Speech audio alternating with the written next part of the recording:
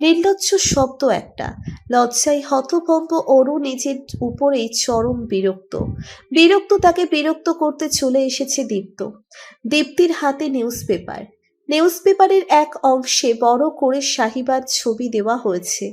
তন্ময়ের ছোট বোন সাবিহা একজন জার্নালিস্ট তাকে পত্রিকায় দেখতে পাওয়া আসলেই প্রশংসনীয়। আর্টিকেলটায় ছোট ছোট শব্দে প্রশংসা করা হয়েছে সাবিহার। দীপ্ত গলা পরিষ্কার করে উচ্চস্বরে আর্টিকেল পড়তে শুরু করলো। সম্পূর্ণটা শুনে অরু তার বোনের উপর গর্বিত। ব্যাগে বইপত্র গুছিয়ে নিয়ে দীপ্তর সামনে এসে দাঁড়ালো। দীপ্তর হাত থেকে নিউজ পেপার নিয়ে নিজে কয়েকবার দেখলো। মাথা নষ্ট করা সুন্দরীকে বুকে ভেঙে ফেলার যন্ত্র লাগছে একদম। আপুর এই ছবিটা কিন্তু আমার ভীষণ পছন্দের। আমারও তো পছন্দের। বড় চাচ্চুকে দেখিয়েছিস? সবাই দেখেছে, শুধু তুমি মাত্র দেখেছ। হুট করে অরুর বিষণ্ণতা আবারও ফিরে এলো।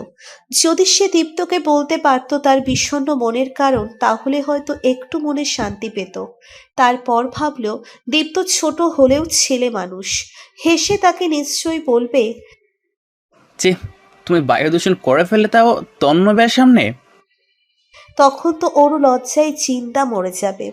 বিষণ্ণ মনকে শান্ত করে বলল, আকাশ ভাইয়া কোথায়? বেরিয়েছি? হ্যাঁ। আপুও বেরিয়েছে? হ্যাঁ। এই আপুকে ফোন করে বল আজ আমাদের ট্রিট দিতে। তোমার বলতে হবে না, এটা আগেই বলে রেখেছি। আপু বলেছে রাতে ফেরার সময় পিৎজা, কোক এবং বার্গার আনবে সবার জন্য। আচ্ছা, তুই এখনো বাড়িতে কেন? স্কুল যাসনি? আমার ডায়রিয়া হয়েছে আজ, বড় চাচু অরুর মন খারাপ হয়ে এলো। তার ডায়রিয়া হয় না কেন? ডায়রিয়া হলে দীপ্তর মতো সেও রেস্ট নিতে পারতো এই সুন্দর ওয়েদারে। আফসোস পেটে জমিয়ে কাঁধে ব্যাগ চেপে বেরিয়ে পড়ল কলেজের উদ্দেশ্যে। সাধারণত ড্রাইভার চাচা অরুকে আর দীপ্তকে একসাথে স্কুলে দিয়ে আসে, কারণ তাদের স্কুল, কলেজ এবং ভার্সিটি একসাথেই। তবে মাঝে মধ্যে অরু বাইসাইকেল করে কলেজ যেতে স্বাচ্ছন্দ্য অনুভব করে। যেমন আজ সে সাইকেল নিয়ে চলল। হুট করে তার আরেকটি বিব্রতকর পরিস্থিতি মনে পড়ল। মাসখানেক আগের ঘটনা। অরু তন্ময়ের জন্য নিজে হাতে কফি করেছে এবং কফিটা ঠিক টি টেবিলের উপরে রেখেছিল। তন্ময় গোসল সেরে কফি নিয়ে অরুর সামনে বসেছে। অরু পড়ার ফাঁকে ফাঁকে চুলগুলো আলতো করে গুছিয়ে নিচ্ছে। আশায় আছে কফির প্রশংসা শুনবে তন্ময়ের মুখ থেকে। তৎক্ষণাৎ মাথা তুলে খেয়াল করলো তন্ময়ের কফির মগে একটা বড় চুল, যেটা দেখে বোঝা যাচ্ছে তার মাথার। এই চুল দেখলে তন্ময় কফি আর খাবে না। এর জন্য সে দ্রুত চুলটা সরিয়ে ফেলতে চাইছে। বুদ্ধি করে এগিয়ে গেল সামনে। তন্ময় কফি মুখে নিয়েছে আর অরু কফির মগ ধরেছে। ছোট মগ দুজনের ধরায় দুজনেই একই মুহূর্তে আবার ছেড়ে দিয়েছে। গরম কফির মগ পড়ল তন্ময়ের গুপ্ত স্থানে। বড় বড় চোখ করে চেঁচিয়ে উঠল অরু। দ্রুত এগিয়ে গিয়ে ছাড়তে লাগলো তন্ময়ের গুপ্ত স্থানের উপর। হতবম্বের মতো কিছুক্ষণ বসে থেকে তন্ময় উঠে দাঁড়িয়ে চলে গেল। মাথাটা ঠান্ডা হতেই অরুর মস্তিষ্ক জ্বলে উঠল। তারপর হাতটা ধরে সে চেয়ে রইল কিছুক্ষণ। তারপর হাতটি বিছানায় ফেলে নিঃশব্দে হাউমাউ করে কেঁদে উঠল। ওটা কি তার ধরার মতো জায়গা? দুঃখে কষ্টে অরু তারপর এক সপ্তাহ পড়তে চায়নি। সেই লজ্জাজনক পরিস্থিতি মনে করে অরুর ডিপ্রেশন বেড়ে চলেছে। সাইকেল নিয়ে সাইকেল পার্ক করছে। অরু ওর পাশে সাইকেল পার্ক করে বলল, ব্যাপার কি তোর? কাল কলেজ আসলি না যে? ডায়রিয়া? আরে ভাই, আমাকে বাদে সবার ডায়রিয়া। ডায়রিয়া কি আমার সাথে শত্রুতা করেছে? হ্যাঁ, দীপ্তরও ডায়রিয়া হয়েছে। তুই সেদের ডায়রিয়া চেয়েছিস? হাল তুমি? চাইবো না? ডায়রিয়া হলে যদি কলেজ মিস দেওয়া যায়, তাহলে আমি সেটাই চাই। পাগল! জানিস সুমনা নতুন প্রেম করছে কার সাথে? স্কুলের সহযোগী শিক্ষক মুনিম স্যারের সাথে। অরু নিশ্চুপ হয়ে গেল। সুমনা তার কাজিনকে নিয়ে কি কেউ গসিপ করে? হয়তো কেউ করে না, কিন্তু সে করে। করার অবশ্য অনেক কারণ আছে। সুমনা আর তার কখনো বনে না, বনবে কিভাবে? সুমনার চলাফেরা আর তার চলাফেরার আকাশ পাতাল তফাৎ। এই মেয়ে দু একদিন পর পর নতুন প্রেমে জড়ায়। ওর নামে কত খারাপ আলাপ আলোচনা শোনা যায়। এর উপর বেশ কয়েকবার তন্ময়কে সুইসাইডও করতে হয়েছে, তাও তার চোখের সামনে। তন্ময় কখনো পাত্তা দেয়নি, বিদায় সুযোগ পায়নি। না হলে অরুর মনে হয় তন্ময়কে নিজের সব বিলিয়ে দিত না চাইতে। পেছন থেকে কেউ তার নামে ডাকলো। অরুর সঙ্গে মার্জিও পিছনে তাকালো। অয়ন সাদা শার্ট প্যান্ট, গলায় টাই ঝুলিয়ে, কাঁধে ব্যাগ চেপে এগিয়ে আসছে। অয়ন তাদের সিনিয়র, অনার্স সেকেন্ড ইয়ারে এবার। আবার তাদের বাড়িরও পাশাপাশি। এক ছাদ থেকে অন্য ছাদে লাফিয়ে আসা যাবে এমন সিচুয়েশন। তাদের পরিবারের মধ্যে বেশ সুন্দর একটা বন্ডিং আছে। মজার বিষয় হচ্ছে অয়নের পিছুয়েও সুমনা পড়েছিল, কিন্তু অয়নের পাত্তা পায়নি। অরু হেসে তাকাতেই অয়ন বলল, ট্রিট কই? আমাকে বলে লাভ নেই অয়ন ভাইয়া, আপুকে গিয়ে বলতে হবে। জার্নালিস্ট সে, ছবি পত্রিকায় তার ছেপেছে, পাকাপোক্তভাবে নিজেকে সেটেলও করে নিয়েছে। আর তুমি আমার থেকে ট্রিট চাও? তোর আপুকে বুঝি পাওয়া যায়? আচ্ছা তাড়াতাড়ি ফিরবে, ট্রিট দেবে। ছাদে আমাদের আড্ডা হবে আজ। তোমাকে ইনভাইটেশন দিলাম, চলে আসিও। অয়নের চোখ জোড়া চলচল করে উঠল। সত্যি? পাক্কা? তাহলে আমি কিন্তু চলে আসবো। ঠিক এক্সাক্ট সময় বল। 9টা। আচ্ছা। অয়ন বন্ধুদের দিকে চলে গেল। যেতে নিয়ে আর একবার শিওরিটি দিল সে কিন্তু চলে যাবে। অরু হেসে মাথা দোলালো। মার্জি অরুর পাশ থেকে ফিসফিসিয়ে বলল। দেখ, সুমনা এদিকে তাকিয়ে। অরু হাসলো। ওর ক্রাশ সেধে এসে কথা বলছে আমাদের সাথে, তাই জ্বালা করছে ওর। দুজনেই অট্ট হাসিতে ফেটে পড়ল। হাসতে হাসতে এগিয়ে যাচ্ছে সামনে। যেমন আজকের মতো আনন্দ তারা আর পায়নি জীবনে। সাবিহা মাত্রই অফিস থেকে বেরিয়েছে। এখন সন্ধে 6টায়। কিছু খেয়ে আবার অফিসে ঢুকবে।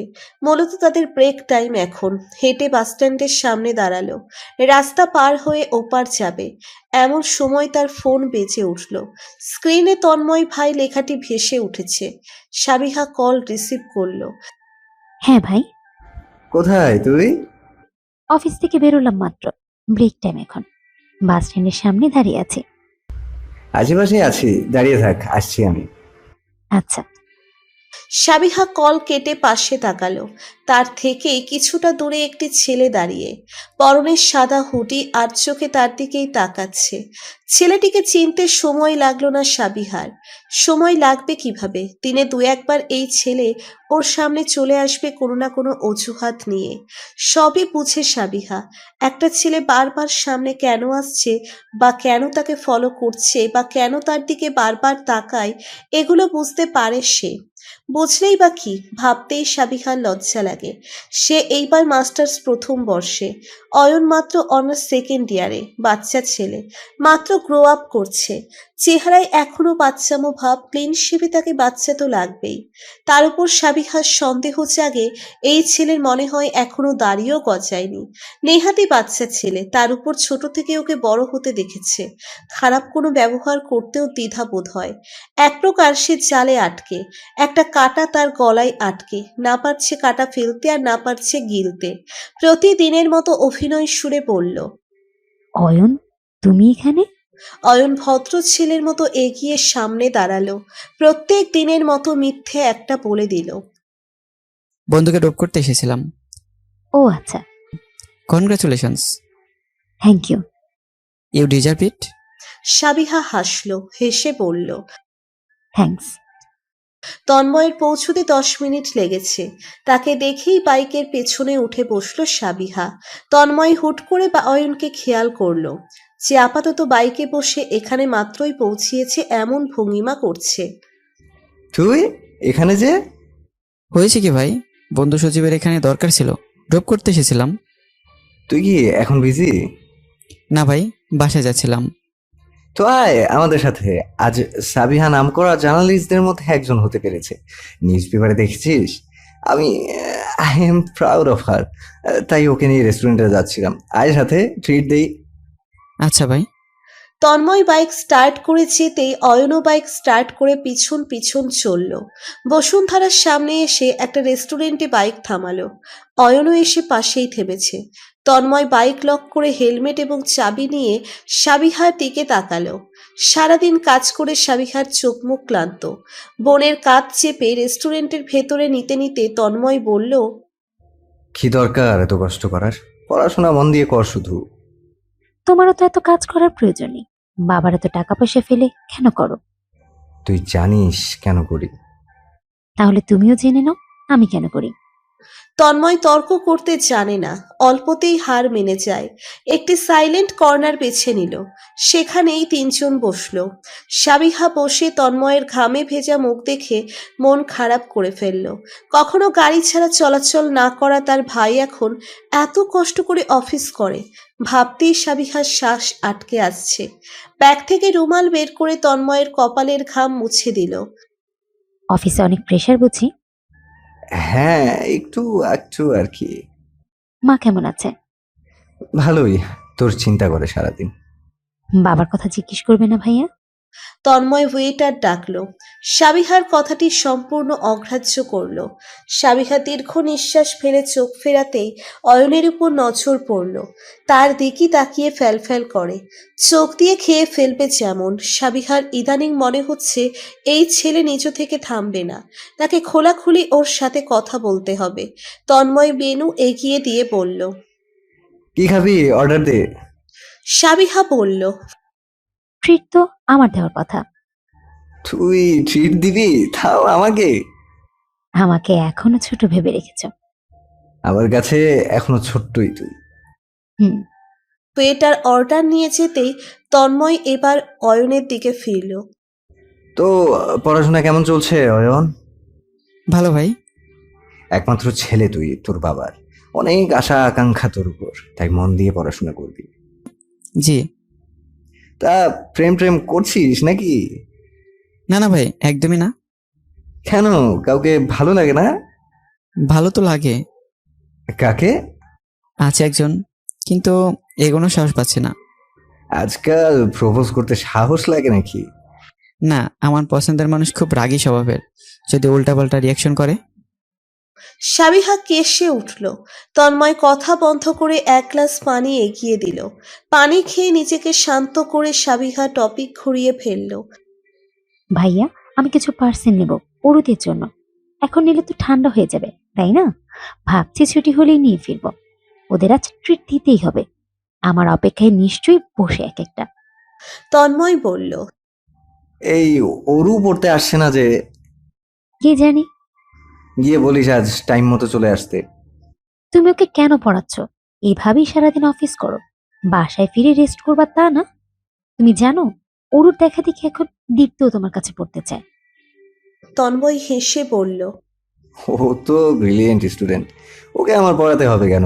ওরও হায়ার ম্যাথমেটিক্সে বেশ দুর্বল, টিচার্সদের পড়ানো বোঝে না, বিধায় ওকে আমার আলাদা করে পড়ানো। 7:30 অরু কাঁধে ব্যাগ চেপে বেরিয়েছে। তার উদ্দেশ্য তন্ময়ের বাসা। বেশি দূর না এখান থেকে, সাইকেল করে চলে যাওয়া যায়। এতক্ষণে নিশ্চয়ই তন্ময় কাছ থেকে চলে এসেছে। অরুর একটু সংকোচ অনুভব হচ্ছে, কিন্তু এত সংকোচ অনুভব করলে হায়ার ম্যাথামেটিক্সে আবারও 40-এর নিচে পাবে। তন্ময় ছাড়া সে কারো থেকে পড়া বোঝে না। তার টিচার্সরা তাকে হায়ার ম্যাথামেটিক্স বোঝায় নাকি গরুর ঘাস খাওয়ায় অরু বুঝে পায় না। তার তো ইচ্ছে করে সব কয়টা সাবজেক্ট তন্ময় থেকে পড়তে, কিন্তু তন্ময়ের সময় কই। আগের দিনগুলো মনে পড়তে লাগলো অরুর, যখন তারা সবাই একসাথে একই ছাদের নিচে থাকতো। তন্ময়কে ঘুম থেকে উঠেই দেখতে পেত। সন্ধ্যার পর তন্ময় সবাইকে পড়াতে বসাতো। কই সেই দিনগুলো? তাদের পরিবার না ভাঙলে কি চলছিল না? এই দ্বন্দ্ব ঝগড়া বিবাদ না হলে কি পারতো না? অরু খুব করে চায় বড় চাচু আর বড় মায়ের যেন ভুল বোঝাবুঝি শেষ হয়ে যায়। আর কত, 2 বছর তো হয়ে গেল, আর কত অপেক্ষা? অরু একটা 8তলা বিল্ডিং এর সামনে সাইকেল থামালো। তাকে চিনে দারোয়ান ঢুকতে দিল। ঢুকে সাইকেল লক করে লিফট ধরলো। তন্ময়দের ফ্ল্যাট 5 তলায়। সেখানে পৌঁছে কলিং বেল চাপলো। দরজা খুলে দিয়েছে জবেদা বেগম, অরুর বড় মা। অরু ব্যাগ ফেলে চাপটে ধরলো তাকে। ভেতরে আয় আগে। গলা চাপটে ধরেই ভেতরে গেল। চারপাশে নজর বুলিয়ে বলল, কই তন্ময় ভাই? আসছি বললো, তুই পড়তে বস, এখনই চলে আসবে। অরু টেবিলে বসে সরঞ্জাম তৈরি করছে। প্রথমে চুল বাঁধলো, যেন চুল টুল কোথাও না উড়ে যায়। তারপর টিস্যু এগিয়ে রাখলো সামনে, যদি কাশি চলে আসে টিস্যু কাজে দিবে। কিন্তু বায়ু দূষণ প্রতিরোধ কিভাবে করবে সে ভেবে রাখলো। বায়ু দূষণ শুরু করার আগেই উচ্চস্বরে কথা বলে তন্ময়কে শুনতেই দেবে না। তন্ময় ফিরেছে শুনে অরু কান পেতে, কিন্তু স্পষ্ট কোনো কিছুই শুনতে পারছে না। এত ছোট স্বরে কথা বলে এই লোক। টেবিলে বসে কান পেতে থাকলে শোনা যাবে না। আর এমন আধো আধো স্বরের কণ্ঠ অরুর শুনতে বিরক্ত লাগে। তাই সে টেবিল ছেড়ে উঠে দাঁড়ালো। ছোট ছোট পায়ে দরজার পর্দা দ্বারা আড়াল হয়ে কান পেতে দিল। তন্ময় তখন জুতো খুলছে। দুয়ারের সামনে জবেদা বেগম ছেলের ব্যাগ হাতে দাঁড়িয়ে। তন্ময় বলল, ভালো কাজের লোকের সন্ধান পেয়েছি, কাল আসতে বলবো? আবার একই প্রসঙ্গ? এতটুকু কাজ আমি একাই করে নিতে পারি। সারাদিন বাসায় একাই বসে থাকি, কাজের লোকের প্রয়োজন নেই। একা থাকো বিধায় তো বলছি, সাথী পেয়ে যাবে কথা বলার। না, দরকার নেই। তাহলে তুমি আমার কাপড় চোপড়ে হাত দিবা না, আমি নিজেরটা নিজেই ধুয়ে নেব। জবেদা বেগম অসহায় হয়ে পড়ল। তন্ময় আবারও বলল, তোমার কোমরে সমস্যা, ডাক্তার না করেছে বসে কাজকর্ম করতে? এখন যদি তুমি এসব ধোয়া মোছা করো কিভাবে হবে মা? এমন বাচ্চাদের মতো জেদ ধরে থাকলে হয়? ছেলের গম্ভীর মুখ দেখে জবেদা বেগম আর তর্ক করলেন না, বরং রান্নাঘরের দিকে যেতে নিচ্ছিলেন। তন্ময় পেছন থেকে জবেদা বেগমের চোখের সামনে আজকে নিউজ পেপার মেলে ধরল। সাবিহার ছবি দেখে তিনি ভড়কে গেলেন। তন্ময়ের হাত থেকে নিউজ পেপার নিয়ে পড়তে শুরু করলেন। মেয়ের সম্পর্কে এত সুন্দর প্রশংসা পত্রিকায় ছেপেছে দেখে তার চোখ জোড়া ভিজে উঠেছে। আঁচলে চোখ মুছতে মুছতে আর্টিকেল বেশ কয়েকবার রিপিট করে বাড়ালো। তন্ময় হেসে রুমের দিকে পা বাড়ালো। অরুর সঙ্গে সঙ্গে টেবিলে গিয়ে বসেছে। রুমে ঢুকে আরুকে তন্ময় দেখে তন্ময় চমকে গেল। অরুর আশেপাশে বইয়ের থেকে বেশি অপ্রয়োজনীয় জিনিসপত্র, রুমাল, টিস্যু, ওড়না, সাউন্ড বক্স, এত কিছুর সামনে তন্ময় অরুর চেহারা দেখতে পারছে না। এসব কি করে রেখেছিস? অরু মাথা তুলে তাকালো না, বইয়ে নজর রেখে বলল, প্রয়োজনীয় জিনিসপত্র সামনে রেখেছি, দরকার পড়ে আমার। এই পাগলকে জবাব দিল না তন্ময়। সে বই নিজের কাছে নিয়ে একটা নতুন চ্যাপ্টার বের করে অরুর সামনে দিয়ে বলল, দেখ সলভ করতে পারিস নাকি, ভুল হলে সমস্যা নেই, আমি এসে বুঝিয়ে দেবো। অরু মাথা দোলালো। তন্ময় বাথরুমে গিয়েছে, সেদিকে নজর বুলিয়ে বইয়ের দিকে তাকালো।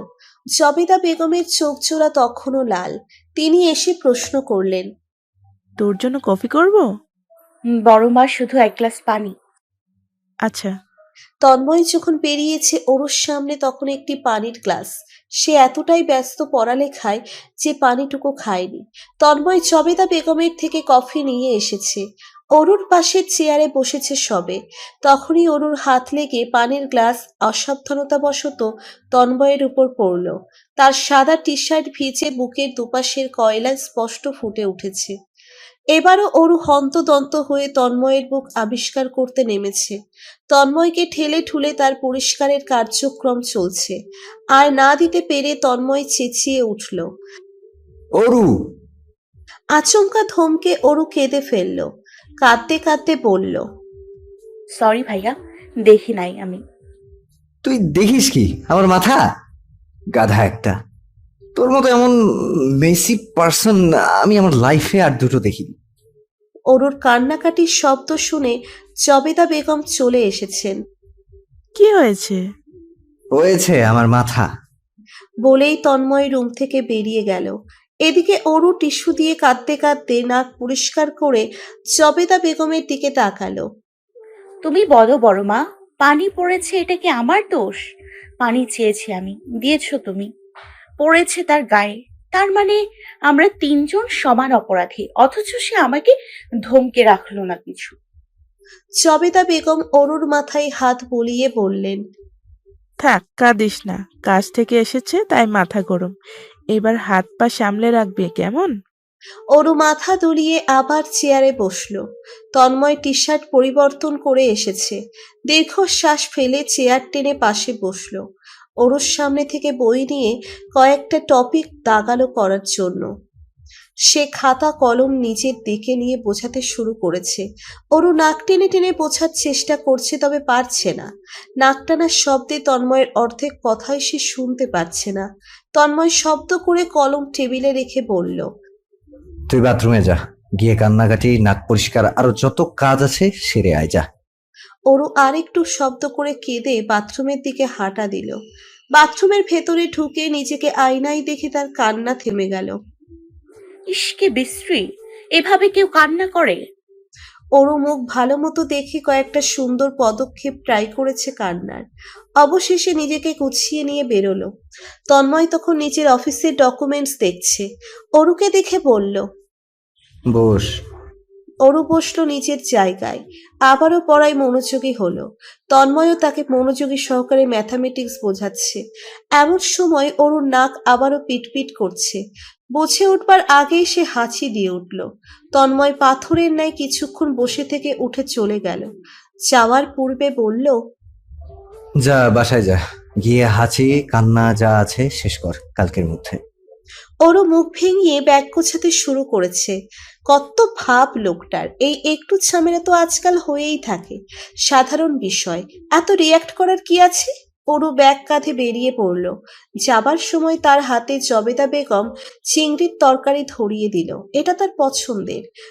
বাটি সাইকেলের সামনে রেখে সাইকেল চালিয়ে প্লেন্টিং থেকে বেরিয়ে গেল।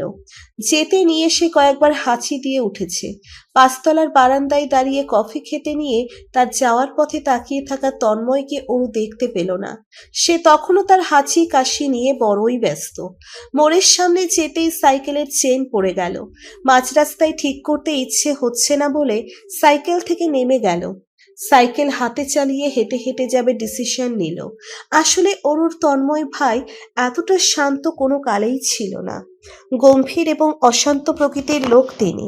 খুব কম কথা বলতো সে। দরকার ছাড়া তাকে বাড়িতে পাওয়া যেত না। সারাদিন নিজের বাবার বিজনেস দেখাশোনার দায়িত্ব নিয়ে রেখেছিল যেমন, কিন্তু তার পরিবর্তন ঘটে 2 বছর আগে। 2 বছর আগের ঘটনা তাকে একদম পরিবর্তন করে দেয়। ওর সেই পরিবর্তনের সৎ ব্যবহার করছে। ব্যবহার বলে ভুল হবে হয়তো। ওর ছোট থেকেই এমন ভীষণ ব্যাকুল এবং চঞ্চল স্বভাবের। কোনো কিছু করতে গেলেই তার খিচুড়ি বানিয়ে ফেলে। এর জন্যই হয়তো সে সকলের আদরের। এই চঞ্চলতাকে সবাই একটু বেশিই ভালোবাসে। রিক্সা এলাকার মোড়ে থেমেছে। সাবিহাব নেমে টাকা পরিশোধ করলো। রিক্সা সামনে থেকে যেতেই সে এগিয়ে চলল। যাবার পথে অয়নকে দেখলো দোকানের সামনে দাঁড়িয়ে নিজের সাঙ্গপাঙ্গ নিয়ে। ঠোঁটে সিগারেট গুজেছিল। সাবিহাকে দেখে সেটা পিঠের পেছনে লুকিয়ে ফেলল। মুখের সামনের ধোঁয়াগুলো সরাতে ব্যস্ত সে। সাবিহা দেখেও না দেখার ভান করে এগুচ্ছে। অয়ন বন্ধুদের ফেলে সাবিহার পিছু চলে এসেছে। এক হাত দূরত্ব রেখে সাবিহার পেছনে হাঁটছে। হুট করে ধীর কণ্ঠে গানের কয়েকটি লাইন গাইল। এই পথ যদি না শেষ হয় তবে কেমন হতো তুমি বলো তো। সাবিহার পা জোড়া থেমে গেল। অয়নও ভোরকে নিজ জায়গায় দাঁড়িয়ে পড়ল। চোরের মতো এদিক সেদিক তাকাতে লাগলো। সাবিহা ঘুরে অয়নের সামনে দাঁড়ালো, বলল, তোমার সাথে কথা আছে, রাতে ছাদে থেকো। জি আচ্ছা। সাবিহা দ্রুত পায়ে চলে যাচ্ছিল। অয়ন বলল, ব্যাগগুলো আমি নেই। প্রয়োজন নেই। সাবিহা ব্যাগগুলো শক্ত করে ধরে এগিয়ে চলেছে। পেছনে ঠাই দাঁড়িয়ে অয়ন। তারপর দৌড়ে আবারও সাবিহার পেছনে চলে এসেছে। এক হাত দূরত্ব বজায় রেখে হেঁটে চলেছে। সাবিহা বাড়ির সামনে এসেও দেখলো অয়ন তার পিছু, তবুও কিছু বলল না। কেচি কেট খুলে ভেতরে গিয়ে আর চোখে দেখলো অয়নও তার পিছু পিছু আসছে। সাবিহা রেগে বলল, ঘরে আসতে বলিনি। ও, আমাকে ওরও ইনভাইটেশন দিয়েছে। বললো 9টায় চলে আসতে। ট্রিট দিবে নাকি? এই মেয়েটা ড্রয়িং রুমে সবাই বসে। অরু, রুবি, আকাশ, দীপ্ত সব কয়টা ওত পেতে তার অপেক্ষায় বসে। সাবিহাকে দেখেই অরু লাফিয়ে উঠল, এক প্রকার নিজেকে ছুঁড়ে মারল তার শরীরে। টকটকে লাল নাক সাবিহার বুকে ঘষে বলল, কংগ্রাচুলেশনস বাবুন। থ্যাংক ইউ আমার টিমটি। দীপ্ত দৌড়ে সাবিহার হাত চেপে ধরেছে। আমাকে থ্যাংক ইউ দিবে না? Thank you noodles. You are most welcome. বাবা ফেরেনি? না। অরু দীপ্তকে নিচের থেকে ছাড়িয়ে খাবারের জিনিসপত্রগুলো ডাইনিংয়ে রাখল সাবিহা। সুমিতা বেগম এক গ্লাস পানি নিয়ে আসলেন, সাবিহার হাতে দিয়ে তার থেকে অফিস ব্যাগ নিচের হাতে নিলেন। প্রশ্ন করলেন নিচে, খাবার এগুলো গরম করে দেব? না চাচি, এগুলো গরম, মাত্রই অর্ডার করে বানিয়ে এনেছি। আচ্ছা, এই তোরা সর, বুঝতে দে মেয়েটাকে। অরু বলল। মা, আমরা এগুলো নিয়ে ছাদে গেলাম, আড্ডা দিব। সুমিতা বেগম এই পাগলদের চক্করে পড়তে চান না, আলগোছে চলে যাচ্ছেন। সাবিহা নিচের রুমের দিকে চলল, গোসল নিয়ে তারপর সেও জয়েন হবে ভাই বোনদের আড্ডায়। এদিকে পার্টি থেকে ধরে যেসব জিনিসপত্র প্রয়োজন সবকিছু ছাদে নিচ্ছে অরু, রুবি এবং দীপ্ত। তাদের হাতাহাতি কাজে সবকিছু মুহূর্তেই ছাদে আনতে পেরেছে। আর অলরেডি ছাদে আকাশ বসে, সে মূলত খাওয়ার জন্যই বসে। খাওয়া দাওয়া শেষে তাকে আর পাওয়া যাবে না, এসব আড্ডা তার জন্য নয়।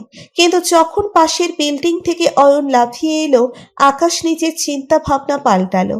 তারা দুজন মিলে আলাপ আলোচনায় বিভোর, কিন্তু একসময় জরুরি ফোন কল আসায় আকাশকে যেতে হবে। সাবিহা যখন ছাদে এসেছে আকাশ চলে গেছে। আপাতত অরু, অয়ন, দীপ্ত এবং রুবি বসে। সাবিহা অরুর পাশে বসলো। তখনই সাউন্ড বক্স ছেড়েছে দীপ্ত, একটি রোমান্টিক গান বাজছে। কোক সকলের জন্য গ্লাসে ঢেলে পিৎজার বক্স খোলা হলো। অমনি সবাই হামলে পড়েছে। অরু পিৎজার স্লাইস মুখে ঢুকিয়ে কেশে উঠল। দীপ্ত কোকের গ্লাস এগিয়ে দিয়ে বলল, তোমার কাছাকাছি যাবে না। যেভাবে বলছিস যেমন আমি সারা দিন কাশি। সারাদিন কাশো না, তবে গুরুত্বপূর্ণ সময় কাশতে কাশতে মানুষের মাথা গরম করে দাও। আরও এবারও মুখ ভেঙালো। খাওয়া দাওয়ার মাঝে টুকটাক কথা চলছে। আড্ডা বেশ হতে খুব রাত হয়েছে। সাবিহা সবাইকে জিনিসপত্র ধরিয়ে বলল, যা ঘুমিয়ে পড়ো। অরু আর চোখে কয়েকবার পিছু তাকিয়ে চলে গেল। অয়ন ছাদের শেষ প্রান্তে দাঁড়িয়ে, চাঁদ ঠিক তাদের মাথার উপর। ঘন ঘন হাওয়া বইছে। সাবিহা তার পাশে দাঁড়ালো, প্রশ্ন করলো, আমার বয়স জানো? আজ আর অয়ন নিজেকে প্রস্তুত করে এনেছে, তাই এসব প্রশ্নে হিমশিম খায়নি, বরং চাঁদের থেকে নজর সরিয়ে সাবিহার দিক রাখলো। জবাবে বলল, বয়স দিয়ে কিছুই হয় না, মন বয়স মানে না, না মানে জাত ধর্ম। এতটুকু বয়সে কবিতা বলা খুব সহজ। দুনিয়া দেখেছো কতটুকু? যতটুকু দেখেছি ততটুকুতেই, না হলে আমি পুরো দুনিয়া দেখতে প্রস্তুত। সাবিহা দীর্ঘশ্বাস ফেলল। দেখো অয়ন, এসব বাচ্চামো ছেড়ে দাও। তুমি আমাদের চেনা জানা ছোট ভাইয়ের মতো, তোমাকে এগুলোতে মানায় না। আমি তো আপনাকে বোনের মতো মানি না। মানতে শেখো। আপনি তো আমার আপন বোন না, কেন মানবো? না মানো বোন, কিন্তু আমি তোমার বড়, সেটা রেসপেক্ট তো করবে। করছি বলে আপনার থেকে আমি এখনো এক হাত দূরে আছি। রেসপেক্ট করি বলে আপনি বলে সম্বোধন করছি। রেসপেক্ট করি বলে এখন আপনাকে মনের কথা বলিনি। আমি আপনাকে রেসপেক্ট করি। বেশ ভালো, সে রেসপেক্ট ধরে রেখে এসব আজে বাজে চিন্তা ভাবনা মাথা থেকে ছেড়ে ফেলো।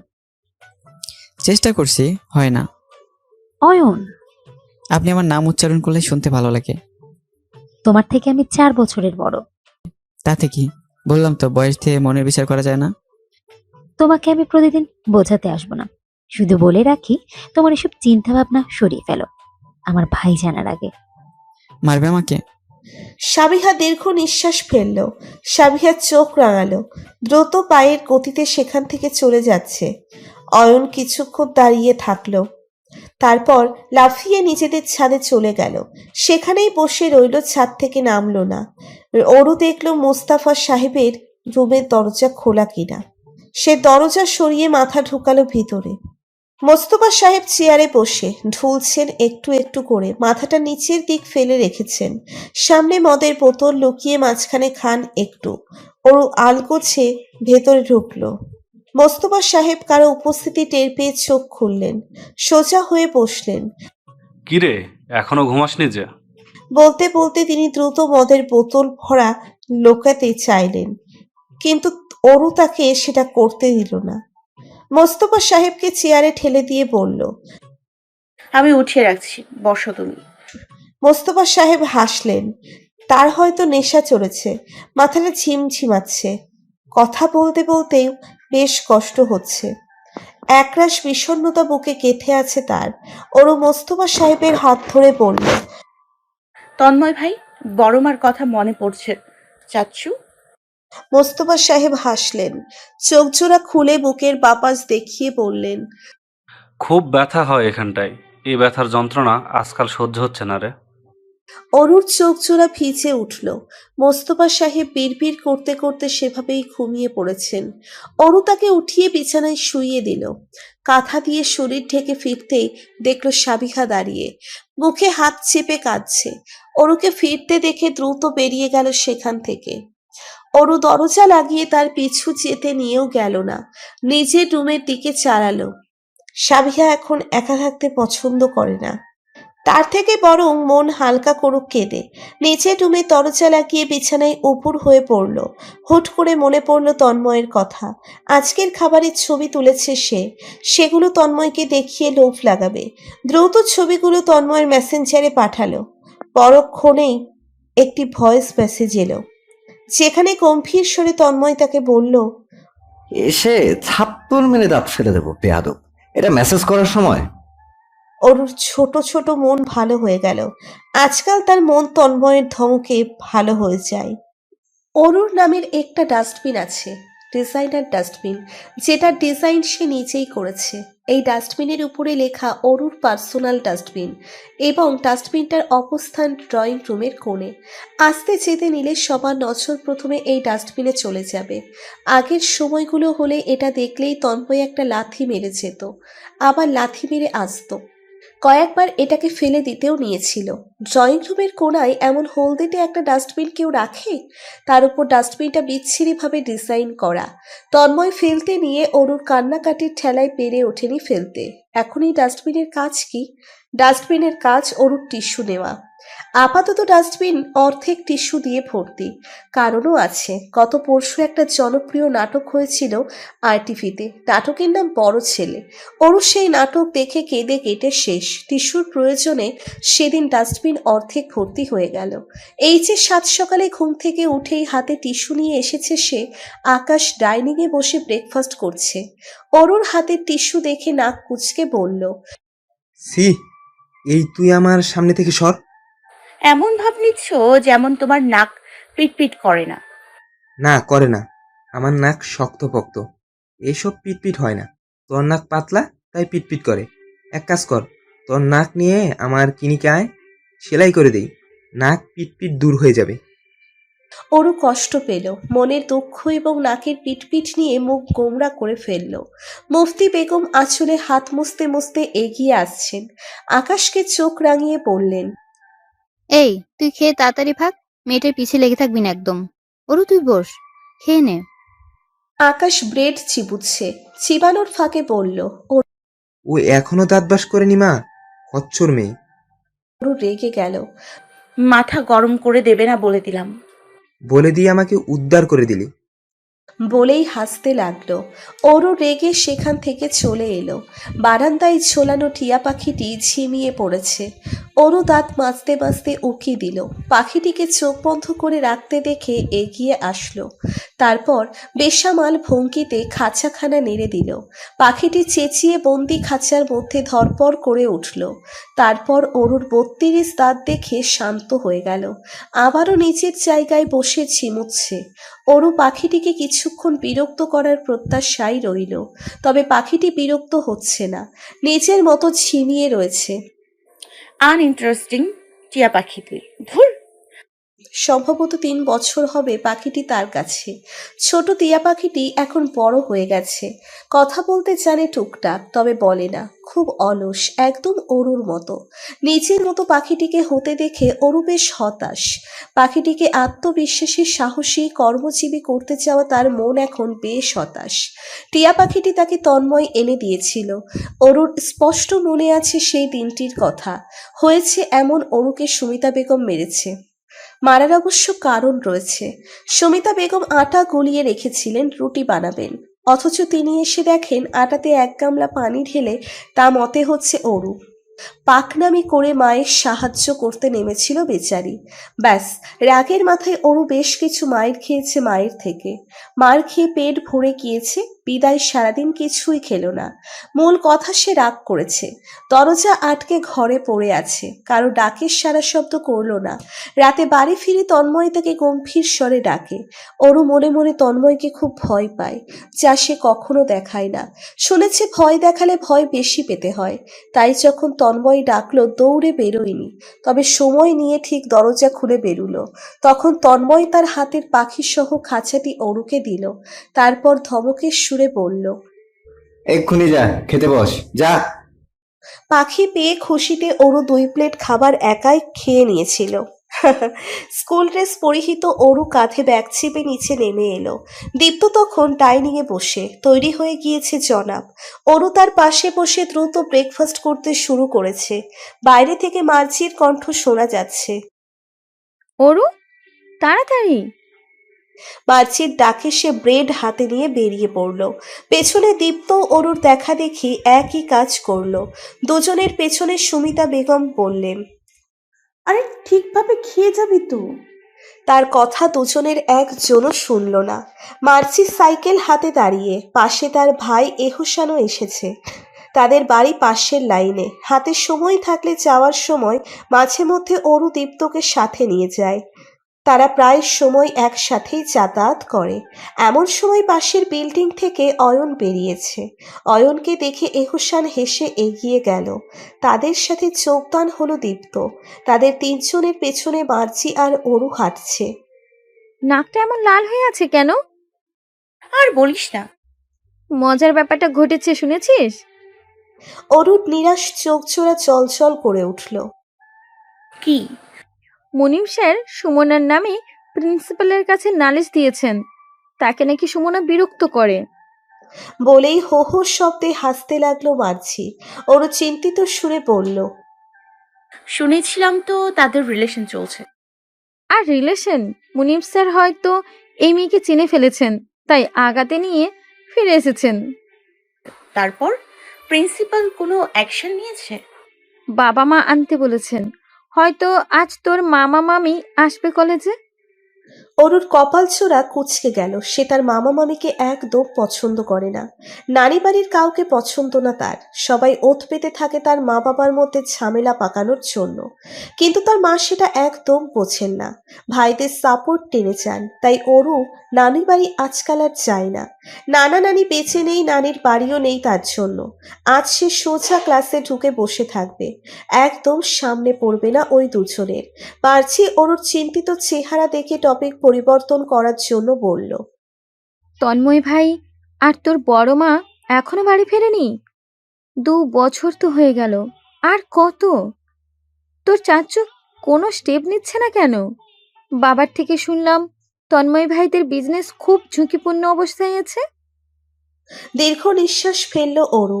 পারিবারিক ব্যাপারগুলো সে সব সময় অ্যাভয়েড করে। আজও একই কাজ করেছে। মার্জির কাঁধে মাথা রেখে চুপ রইল।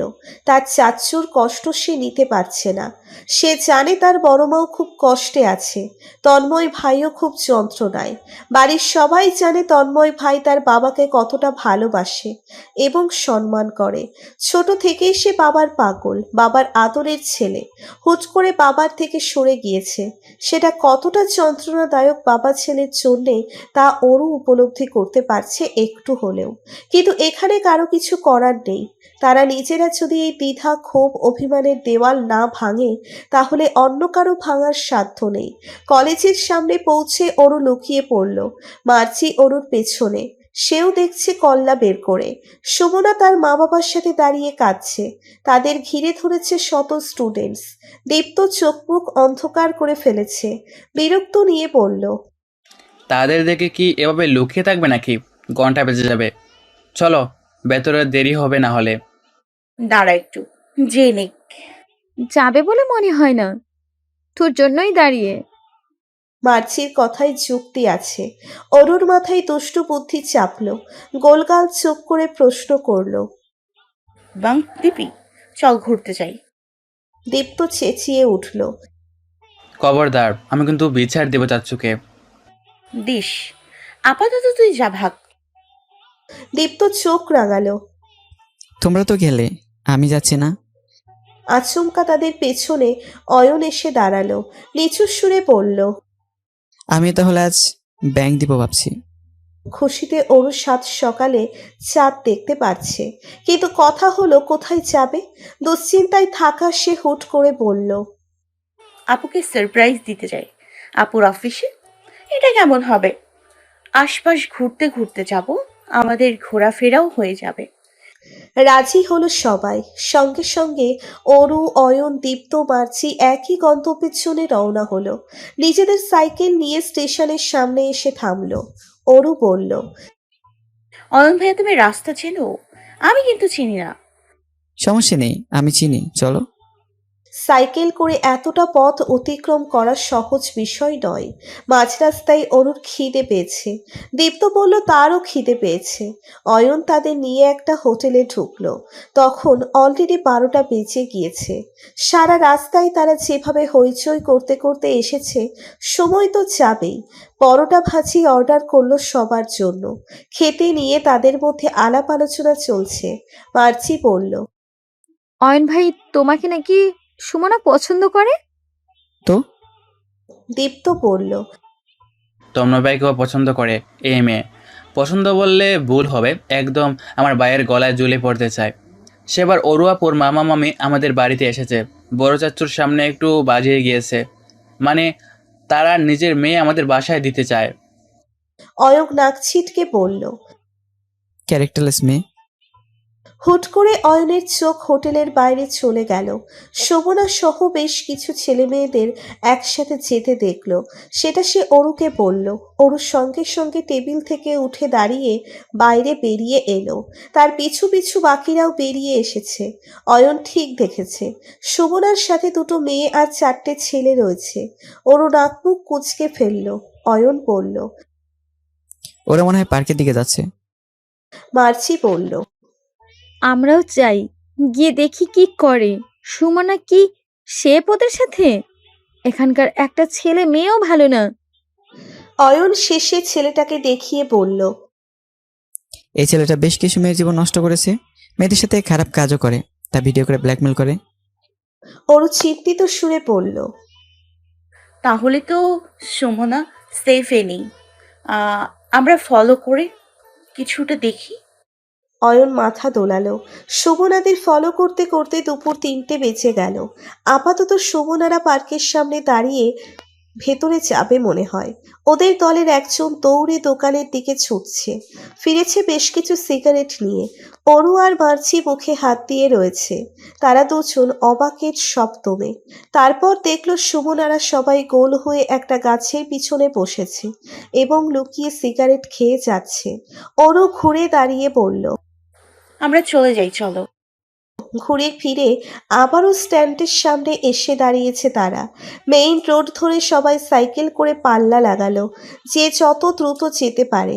অয়ন সর্বপ্রথম, তারপর অরু, তারপর দীপ্ত, পেছনে মার্চি। তাদের সাইকেল পাল্লা থেমেছে 3য় বাস স্ট্যান্ডের সামনে।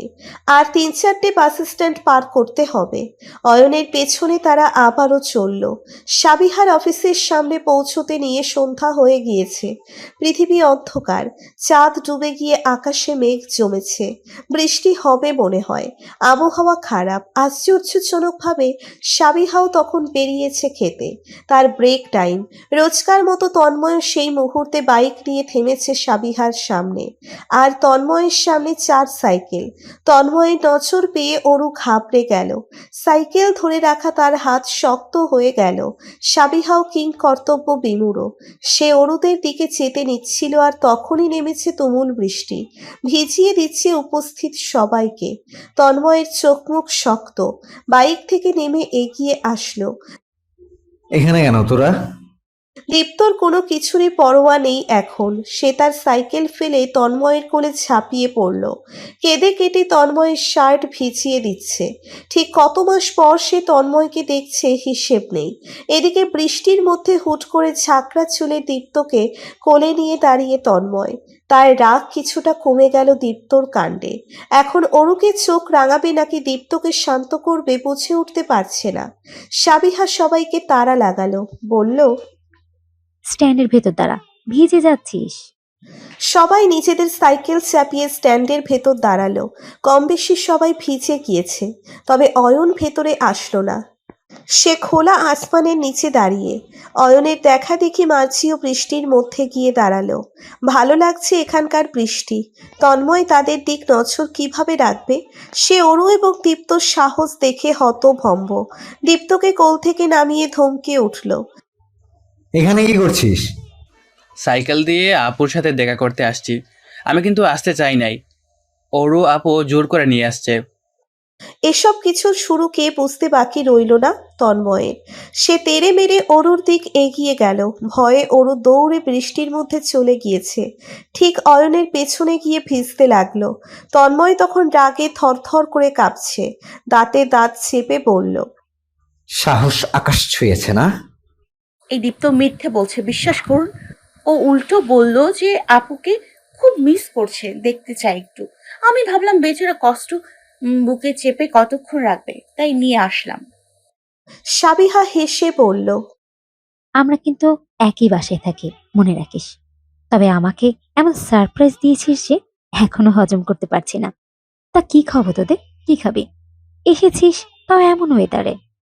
দীপ্ত বলল, এই ওয়েদারে চা হয়ে যাক, এই তো টং। অয়ন বলল, আমি এনে দিচ্ছি। অরু আর মার্চি দ্রুত স্ট্যান্ডের ভেতর চলে গেল। তন্ময় খোলা আসমানের নিচে যেতেই বৃষ্টিতে সম্পূর্ণ ভিজে গেল। লেপ্টে থাকা শার্ট ভেদ করে তার সুঠাম দেহ দেখা যাচ্ছে। অরুর চোখজোড়া আর চোখে সেখানে চলে গেল এবং চোখজোড়া কিছুক্ষণ পিটপিট করে চেয়ে রইল। তারপর মাথা ঘুরিয়ে ফেলল। আবারও আর চোখে তাকালো। মোট 6 কাপ চা এনেছে। এক একজন এক একটা কাপ হাতে নিয়েছে। গরম ধোঁয়া উঠছে চায়ের থেকে। কাপে চুমুক দিয়ে মাঝি বলল, চাটা বেশ মজা। অয়ন আনমনে বলল, হ্যাঁ, এই চাচার দুধ চা অসম্ভব স্বাদের। যেভাবে বলছো যেমন তুমি প্রত্যেকদিন এসে খাও অয়ন ভাই। অয়ন চমকে গেল, তারপর ছুতো ধরে বলল, বন্ধুকে মাঝে মধ্যে ড্রপ করি এখানে তো। তন্ময়ের মেজাজ তুঙ্গে, তাই তাকে কেউ বিরক্ত করছে না। টাই অর্ধেক খুলে ঝুলিয়ে রেখেছে। গরম চায়ে কয়েক চুমুক দিয়ে অরুর পাশে এসে দাঁড়িয়েছে। অরু তাকে দেখতেই চায়ের কাপ হাতে হাঁচি দিয়ে উঠল। ঠান্ডা লেগে যাচ্ছে তার। কপাল কুঁচকে পকেট থেকে ভেজা রুমাল এগিয়ে দিল তন্ময়। অরু সেটা নিয়ে আলকুচে নাক পরিষ্কার করে বসল। নাক পরিষ্কার করে মনে পড়ল এটা তন্ময়ের রুমাল, টিস্যু না। রুমালের দিক তাকিয়ে অরুর চোখজোড়া ভিজে উঠল। এত সুন্দর রুমালটা নষ্ট করে ফেলল। এটা এখন ঘষে ঘষে পরিষ্কার করে দিলেও তো তন্ময় আর ব্যবহার করবে না। দীপ্ত চায়ের কাপ হাতে হাসছে। আজ আমাদের অরুয়াপুর হাঁচি কাশি থেকে কেউ রক্ষা করতে পারবে না। বৃষ্টিতে ভিজেছে যেহেতু এবার অরু ঠান্ডায় পুরো বাড়ি মাথায় তুলে ফেলবে। এভাবেই এর হাঁচি কাশির শেষ নেই। এবার ঠান্ডার ছুতোয় তো তছনছ করে দিবে সব কিছু। তন্ময়ের ফোনে লাগাতার কল আসছে। তাকে কল করছে পরিবারের সবাই। যেমন বড় চাচু তাকে 2 বার কল করেছে, ছোট চাচু করেছে 4 বার, ছোট চাচি 6 বার, তার মা করেছে 9 বার। মোট কথা শত শত মিসড কলস এসেছে, কিন্তু তন্ময় দেখেনি। সাইলেন্ট করা ছিল তার ফোন। এখন হাতে নিয়ে কল দেখেও কাউকে কল ব্যাক করেনি। সবাই অরু এবং দীপ্তর চিন্তায়। স্কুল থেকে হয়তো এতক্ষণে বাড়িতে ফোন গিয়েছে তাদের অ্যাবসেন্সে। তন্ময় সাবিহাকে বলল, তোর ফোন কই? ফোন অফিসে। ধর, কথা বল, জানিয়ে দে ওরা তোর কাছে। তন্ময় তার ছোট চাচ্চুকে কল ব্যাক করে সাবিহাকে ধরিয়ে দিল। সাবিহা সবকিছু খুলে বলল। এগুলো শুনে রেগে গেল বাড়ির সবাই। আজ বাড়িতে গেলে অরু এবং দীপ্তর খবর আছে। দীপ্ত শীতে এবং ভয়ে কাঁপছে অরুর পাশে। তার পাশেই আজ ড্রাম বাজাবে তার বাবা। অবশ্য অরুর কপালেও শনি আছে, সেটা ভেবে ভয় কিছুটা কমে গেল তার। সে তো আর একা মায়ের খাবে না, অরুও খাবে সাথে।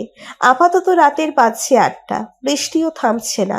এদিকে কম বেশি সকলের কাপড় চোপড় ভিজে ভিজে। অরু সমানে হাঁচি দিচ্ছে। দীপ্তর নাক লাল হয়ে গিয়েছে, এই বাচ্চার জ্বর আসবে বলে। কপাল ছুঁয়ে দেখলো গরম। রাগান্বিত তন্ময় ডিসিশন নিল তার বাইকের চাবি অয়নকে দিয়ে এখনই অরুদের নিয়ে বাসে করে রওনা হবে। অয়ন তন্ময়কে বলল, ভাই, এখানকার বাসগুলো পুরো ভর্তি হয়ে যাচ্ছে, খালি বাস পাওয়া একটু মুশকিল। অপেক্ষা করি। কিছুক্ষণ অপেক্ষা করার পর 2 সিট ফাঁকা রয়েছে এমন একটি বাস পেল। সামনে গেলে আরো সিট খালি হবে বলা হয়েছে। তন্ময় সাইকেলগুলো বাসের ছাদে তুলতে বলল হেল্পারকে। অয়নের সাইকেল সহ সবগুলো সাইকেল তোলা হয়েছে। তারপর অরুদের নিয়ে উঠে গেল বাসে। খালি 2টি সিটে দীপ্ত এবং মার্চি বসেছে। ওদের দুজনের অবস্থা বেশ নাজুক। অবশ্য মার্চি বলেছে সে দাঁড়াবে, বরং অরু বসুক, কিন্তু অরু না করে দিল। সে দিব্যি স্ট্যান্ড ধরে দাঁড়িয়ে। আরও প্যাসেঞ্জার উঠছে দেখে তন্ময় অরুর পেছনে দাঁড়ালো। এক প্রকার সে তন্ময়ের দুহাতের ভেতর। ভেজা শরীরে তন্ময়ের সাথে লেগে থাকতে অরুর অদ্ভুত লাগছে। কেমন যেন তার ঘন ঘন শ্বাস ফেলতে হচ্ছে। আর চোখে পিছু ফিরতে নিলে তন্ময় তার ঘাড় চেপে ধরে সোজা করে। রক্তিম চোখে তাকিয়ে বলে, চুপচাপ দাঁড়িয়ে থাক। অরু তার কথা মতো একদম সোজা হয়ে দাঁড়ালো। কখন দুহাত স্ট্যান্ড থেকে ছেড়ে দিল তার মনে নেই। হঠাৎ বাস ঝাঁকিয়ে উঠল। ওর সামনে পড়ে যেতে নিচ্ছিল, নিজেকে বাঁচাতে পেছনে যা পেয়েছে টেনে ধরেছে। তন্ময়ের বুকের দিকে শার্ট দুটো বোতাম শব্দ করে ছিঁড়ে গেল। ওরু হতবাক হয়ে গিয়েছে। বড় বড় চোখ করে ফিরে তাকালো। সে তন্ময়ের বুকের শার্ট টেনে ধরেছিল। মাথা তুলে তাকিয়ে দেখলো তন্ময়ের চোখ জোড়া রাগে লাল হয়ে গেছে। ভয়ে অরুর গলাটা শুকিয়ে কাট কাট। সে নিচে তাকিয়ে বোতাম খুঁজতে লাগলো, পেল না। না পেয়ে শার্ট গুছিয়ে দিয়ে ভয়ে ভয়ে বলল, আমি সেলাই করে দিব। হ্যাঁ ভাইয়া। তন্ময় রাগে বাকরুদ্ধ। সে ঠিক কি করবে এই মেয়ের সাথে বুঝে উঠতে পারছে না। একটা মানুষ এতটা মেসি কিভাবে হয়? ইচ্ছে করছে থাপ্পড় মেরে দাঁত ফেলে দিতে এর। নিজেকে কোনো রকমের সামলে অরুকে ঘুরিয়ে ফেললো। অরুর হাত দুটো পেছন থেকে পেঁচিয়ে ধরে রাখলো। এইভাবেই পুরো রাস্তা যাবি। চোখজোড়া ভিজে উঠেছে অরুর, খুব ব্যথা পাচ্ছে। সে কি ইচ্ছে করে করেছে নাকি? লোকটা শুধু অরুকে বকাঝকা করে। ছোট্ট মনের তাকে এভাবে বকাঝকা করলে হয়? কয়েকবার হাত ছাড়াতে চাইলো। তন্ময় আরো শক্ত করে ধরলো। উপচে পড়া চোখের জল নিয়ে অরু এক অদ্ভুত অনুভূতি পেতে শুরু করেছে। তার বুক এত দ্রুত বেগে ছুটছে কেন? মাথা ব্যথা নিয়ে দীপ্ত পাশে মুখ লুকিয়ে হাসছে। একসময় শব্দ করে হাসতে লাগলো। তার হাসি দেখে অরু রেগে গেল। চোখ রাঙিয়ে তাকালো, তাতে দীপ্তর হাসি বেড়ে গেল শতগুণ। মার্চির অবস্থাও একই। সে নিজের হাসি লুকোতে জানালার বাহিরে তাকালো। আধা ঘন্টার মধ্যেই বাস পৌঁছে গিয়েছে গন্তব্যে। তন্ময় অরুর হাত ছেড়ে দিতেই সে কুঁকড়ে উঠল। ব্যথায় হাত অবশ হয়ে গিয়েছে এক প্রকার, নাড়াতেও কষ্ট হচ্ছে। তন্ময় তাকে ফেলেই দীপ্তকে নিয়ে নেমে গেল। অরু নিজের হাত চেপে নেমে এসেছে একটু পর। তার চোখের পাতায় তখনও জল। হেঁচকি তুলে তন্ময়ের দিকে তাকালো। তন্ময় তখন বাস হেল্পারের সাথে সাইকেল নামাতে ব্যস্ত। অয়নের সাইকেল নিয়ে মার্চি দৌড় লাগালো। সে দ্রুত পায়ে অয়নদের বাড়িতে সাইকেল রেখে এসে নিজেরটা নিয়ে চলে যাচ্ছে। মোড়েই তার জন্য তার ভাই এহুসান অপেক্ষা করছে। তন্ময় ধমকের সুরে বলল, দ্রুত ঘরে যা। ওরও 1 সেকেন্ডও অপেক্ষা করলো না, সাইকেল নিয়ে দ্রুত পায়ে চলে যাচ্ছে। হুট করে ফিরে তন্ময়কে ভেঙিয়ে গেল। তারপর আরেকটু গিয়ে আবারও মাথা ঘুরিয়ে চিহ্বা দেখিয়ে চলে গেল ভেতরে। দীপ্ত চাচ্ছিল তন্ময়কে টেনে বাড়ির ভেতরে নিবে, তবে যেই রাগীভাবে তন্ময় তাকিয়ে আছে তা দেখে দীপ্তর গলা দিয়ে কোনো শব্দই বেরোলো না। আলগোছে চলে এসেছে সেও, যেতে নিয়ে বেশ কয়েকবার পিছু তাকালো। তন্ময় তখনও দাঁড়িয়ে, যতক্ষণ বাড়ির গেটে না ঢুকেছে ততক্ষণ দাঁড়িয়েই ছিল। ড্রয়িং রুমে মোস্তফা সাহেব বসে, সদর দরজার সামনে দাঁড়িয়ে আনোয়ার সাহেব, সুমিতা বেগম দাঁড়িয়ে আছেন চিন্তিত চেহারা নিয়ে। মুফতি বেগম রান্নাঘর থেকে বারবার চলে আসছেন, কোনো কাজেই মন লাগছে না। বাচ্চাগুলো এই প্রথম এমনটা করেছে, আগে একটু লুকোচুরি করেছে তবে কিছু সময়ের জন্য, এমন পুরোটা দিন পার করে দেয়নি। ওরও ঢুকতেই আনোয়ার সাহেব মেয়েকে বুকে জড়িয়ে ধরলেন, ভেজা কাপড় চোপড় লক্ষ্য করতেই বললেন, কি করছো এগুলো মা? সুমিতা বেগম তেড়ে এসেছেন, ওর কান টেনে পড়লেন, কিসের মা? ওর পা দুটো ভাঙবো আজ। দীপ্তকে ওহি সাহেব হাতের কাছে পেতেই পাছায় উদম চর বসালেন, তবে একটাই চর মেরেছেন। ছেলের গরম শরীর উপলব্ধি করে মারার সাহস পেলেন না আর। মুফতি বেগম ছেলেকে কোলে নিয়ে উপরে চলে গেলেন। ওরুকে মাথায় কয়েকটা চর দিয়েছে সুমিতা বেগম, তবে আনোয়ার সাহেবের উপস্থিত থাকায় মারতে পারেননি। মোস্তফা সাহেব প্রশ্ন করলেন, কে দিয়ে গেছে তোমাদের অরু? তন্ময় ভাইয়া। মোস্তফা সাহেব থমকে গেলেন, তারপর দীর্ঘ নিঃশ্বাস ফেললেন, আশা নিয়ে শুধালেন, চলে গেছে? দেখেছিলাম দাঁড়িয়ে। মোস্তফা সাহেব বললেন, যাও, দ্রুত জামা কাপড় পরে নাও, ঠান্ডা লেগে যাবে। আচ্ছা বড় চাচু। অরু নাক টানতে টানতে উপরে উঠছে, পিছু ফিরে দেখলো মোস্তফা সাহেব বাহিরের দিকে যাচ্ছেন, নিশ্চয়ই তন্ময় ভাইয়ের আশায়। কিন্তু তন্ময় ভাই কি এখনো আছে? মোস্তফা সাহেব বেরিয়ে মোড়ের মাথায় তাকালেন, তন্ময় দাঁড়িয়ে আছে তখনও, তার দৃষ্টি বাড়ির দিকেই ছিল। বাবা ছেলের দৃষ্টি মুহূর্তেই এক হয়ে গেল। অপ্রস্তুতভাবে নড়ে উঠলেন মোস্তফা সাহেব। এগিয়ে যাবেন নাকি বাড়ির ভিতরে চলে যাবেন? ছেলেকে কি তিনি ফেস করতে পারবেন? তন্ময় এগিয়ে আসলো না, তবে সেখানকার একটা চায়ের দোকানে গিয়ে দাঁড়ালো এবং দুটি চায়ের অর্ডার দিল। মোস্তফা সাহেব এগিয়ে যাচ্ছেন ছেলের দিকে। দোকানের সামনে এসে পৌঁছে তিনি সময় নিয়ে ছেলের মুখের দিকে তাকিয়ে রইলেন। তন্ময়ও তাকালো, ভাবলেশীন ভঙ্গিতে বলল, বসো বাবা। মোস্তফা সাহেব বসলেন, তন্ময়ও তার পাশে বসলো। দোকানদার একটা চায়ের কাপ এগিয়ে দিতেই সেটা নিয়ে তন্ময় মোস্তফা সাহেবের দিকে এগিয়ে দিল, আর একটা নিচে নিল। গরম গরম চায়ে চুমুক দিয়ে যাচ্ছে সমানে, বাবার দিকে তাকাচ্ছে না। মোস্তফা সাহেব তখনও ছেলেকে দেখতে ব্যস্ত। ছেলেটা তার শুকিয়ে গেছে, ক্লান্ত বিষণ্ণ চেহারা হয়ে আছে, তার বুকটা জ্বলে পুড়ে ছারখার হতে লাগলো। এত কষ্ট করে এমন বড় রাজ্য দাঁড় করিয়ে কি হলো?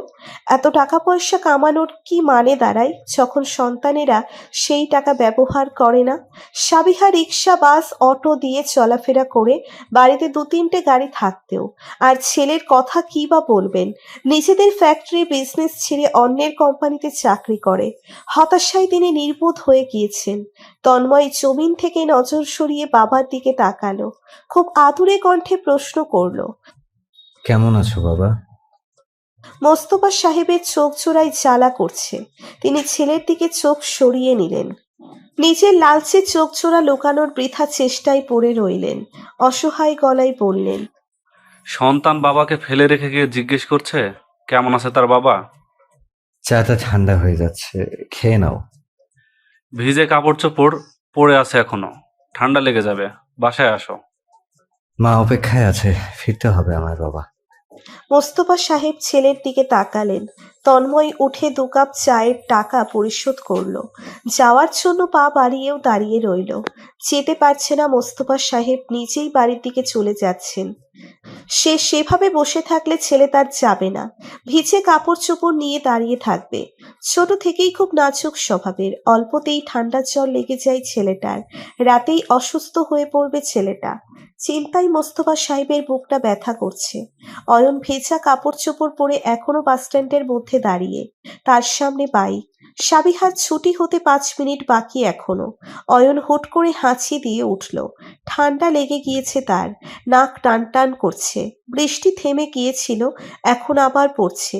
টুপটাপ বৃষ্টির ফোঁটা পড়ছে। অয়ন এক ধ্যানে রাস্তায় তাকিয়ে রইল। তার অদ্ভুত এক ইচ্ছে জেগে উঠল। যদি সাবিহা শাড়ি পরে এমন বৃষ্টির রাতে ল্যাম্পপোস্টের রেখা অনুসরণ করে, তার হাতে হাত রেখে হাঁটে, কেমন হবে? বৃষ্টিতে ভেজা স্নিগ্ধ সাবিহাকে তখন কেমন দেখাবে? অয়ন কিছুক্ষণ আগে 2টো সিগারেট কিনে এনেছিল, সেটা ধরালো। বড় বড় কয়েকটা টান মেরে ধোঁয়া ছুঁড়ে মারলো মাথা উঁচু করে। আর চোখে খেয়াল করলো সাবিহা বেরুচ্ছে। আজ আর সিগারেট সরালো না, টেনেই যাচ্ছে। একসময় চোখে চোখ পড়ল, আলগোছে সিগারেট পাশেই ফেলে দিল। সাবিহা হুট করে রেগে গেল, কিন্তু তার রাগ কি নিয়ে আন্দাজ করতে পারছে না। অয়নের উপর সে চরম বিরক্ত। এই ভেজা কাপড় চোপড় পরে এখনো দাঁড়িয়ে, ছেলেটা কি পাগল? আর চোখে তাকালো। অয়নের টাই ঝুলে বুকের মাঝখানে দুলছে, চুলগুলো কপালের সামনে লেপ্টে আছে। আশ্চর্যজনকভাবে ভার্সিটির কোট ড্রেসে অয়নকে একদম বাচ্চা বাচ্চা লাগছে না, বয়স তুলনায় বেশ বড় বড় ভাব নিয়ে রেখেছে। সাবিহার চোখের সামনে অয়ন বাইকে উঠে বসেছে। বাইক স্টার্ট করে বসে, যাচ্ছে না, যেমন সাবিহার উঠে আসার অপেক্ষায়। সাবিহা না দেখার ভান করে দাঁড়িয়ে। মাত্রই বাস এসে থেমেছে সাবিহার সামনে। সাবিহা একবার বাসের দিকে তাকালো, তো একবার অয়নের দিকে। অয়ন সামনে তাকিয়ে, তার দিকে তাকাচ্ছে না। সাবিহা বাসের দিকে এগিয়ে যাচ্ছে, কিন্তু তার মন বিচলিত। ভেজা কাপড় চোপড় পরিহিত অয়নকে দেখে তার ইচ্ছে করছে না আর বাসে যেতে। বাস তার অপেক্ষা করল না, চলে গেল। সাবিহা দাঁড়িয়ে তখনও। বৃষ্টি হচ্ছে। সাবিহার কথাই তাকালো অয়ন। তার উপরেই তো বৃষ্টি পড়ছে, সে কিভাবে না জানা যে বৃষ্টি পড়ছে? সাবিহা আকাশের দিকে তাকালো। মৃদু বৃষ্টি। এই বৃষ্টিতে বাইক চড়ে গেলে এক আলাদা অনুভূতি কাজ করবে। এই অনুভূতি সাবিহা উপভোগ করতে চায়। এগিয়ে গেল বাইকের দিকে। যখন অয়নের কাঁধে হাত রেখে পেছনে উঠে বসলো, অয়নের ঠোঁটে বিশ্বজয়ের এক অমায়িক হাসি ফুটে উঠল।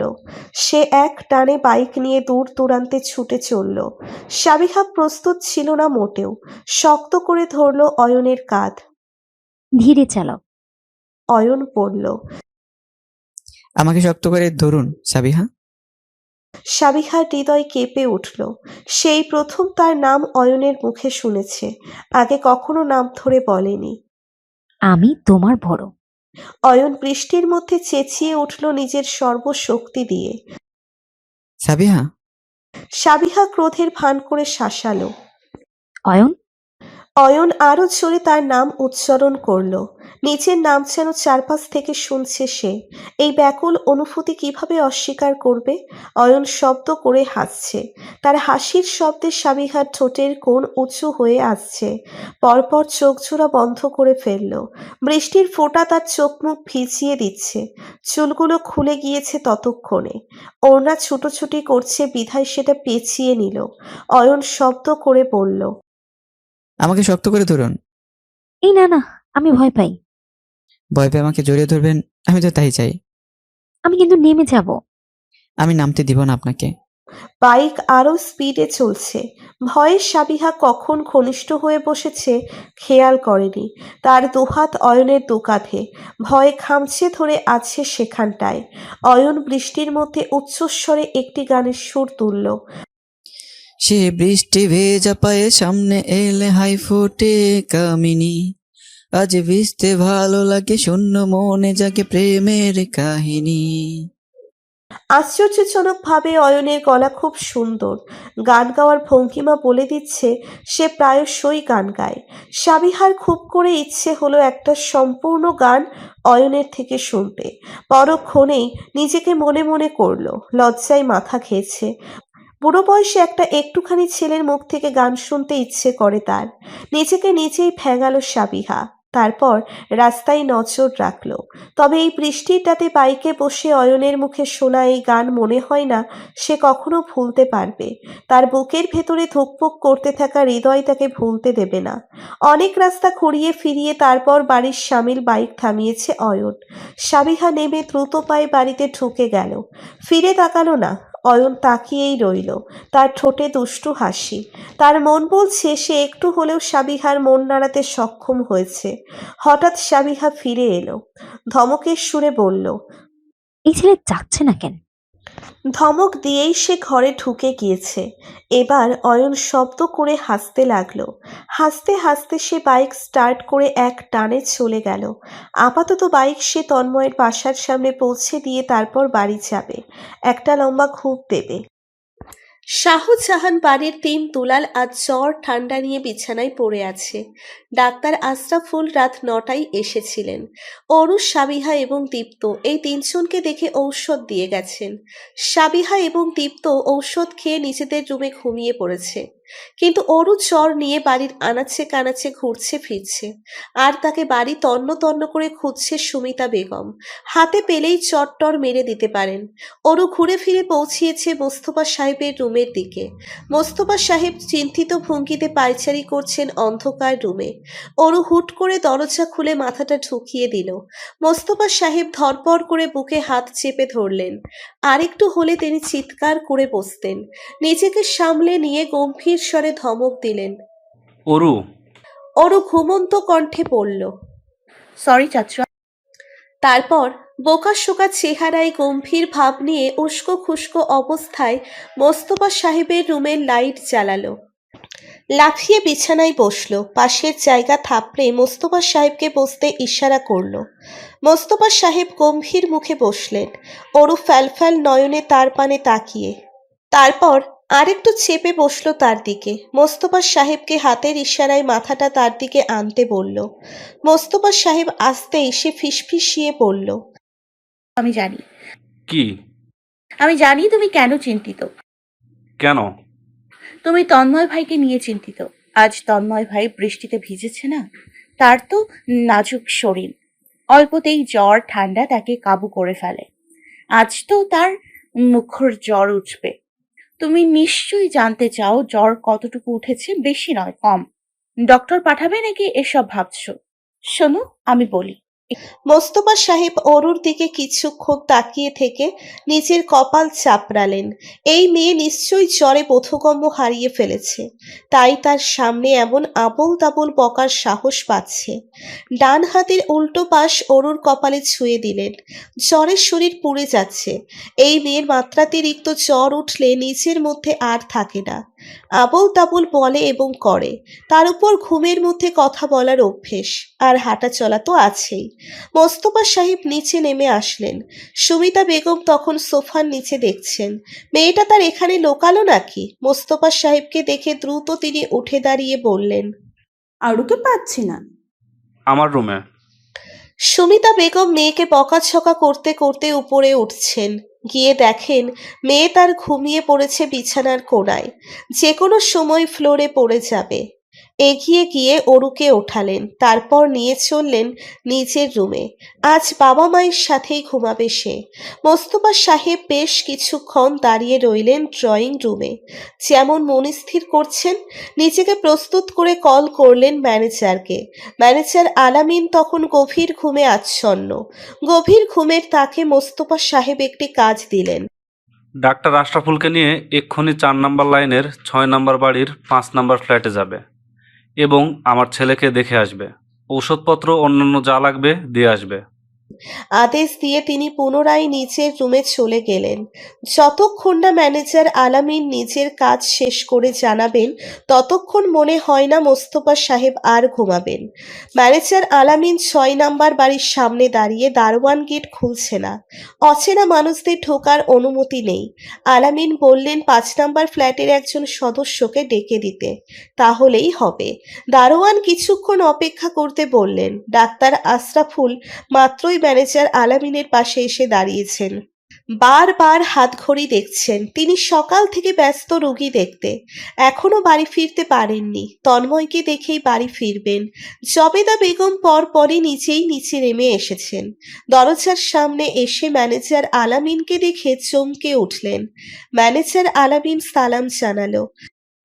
আসসালামু আলাইকুম। ওয়ালাইকুম আসসালাম। ম্যানেজার, এত রাতে আপনি এখানে? শুনেছি তন্ময়ের জ্বর, তাই ডাক্তার নিয়ে এসেছে। কার থেকে শুনলেন? ওরও বলছিল আর কি। জয়া বেগম তাদের ঢুকতে দিলেন, সাথে নিয়ে চললেন উপরে। তন্ময়ের মাত্রাতিরিক্ত জ্বর উঠেছে। তিনি এত রাতে কি করবেন বুঝে উঠতে পারছিলেন না। ফার্মেসিও সব বন্ধ। বাধ্য হয়ে সকালের অপেক্ষা করছিলেন। এখন যেহেতু ডাক্তার নিয়ে এসেছে ম্যানেজার আলামিন, তিনি তার উপর ভীষণ কৃতজ্ঞ। সকাল সকাল ঘুম থেকে উঠে নির্লজ্জ অরু পেট ভর্তি গ্যাস্ট্রিক নিয়ে পুরো সিঙ্গারা সমুচা খাচ্ছে। তার চারপাশ ফিল আপ হয়ে আছে ব্যবহৃত টিস্যু দিয়ে। জ্বর কমেছে, তবে ঠান্ডা একটুও কমেনি। তাতে কি, কলেজ যেতে হবে না দেখে সে মহা আনন্দে। আনন্দিত সেই ঠান্ডা কি উপলব্ধি করতে পারছে না। সাবিহা এসেছে তার রুমে, এসে ঝাঁটা দিয়ে বিছানার চারপাশে থাকা টিস্যুগুলো নিচে ফেলে দিল। তারপর অরুর পাশেই শুয়ে পড়ল। তারও আজ ছুটি। সকাল সকাল উঠে শুনছে তার বাবা অফিস থেকে সিক লিভ নিয়েছে। জ্বর নেই, তবুও তাকে রেস্ট নিতে হবে। কাজে যাওয়া যাবে না। অরু আপুর সামনে সমুচা ধরে পড়ল। একটু খাবা? না। সাবিহা উঠে বসলো, একটা সমুচা নিয়ে চিবুচ্ছে। চিবানোর ফাঁকে সে অরুর দিকে তাকালো।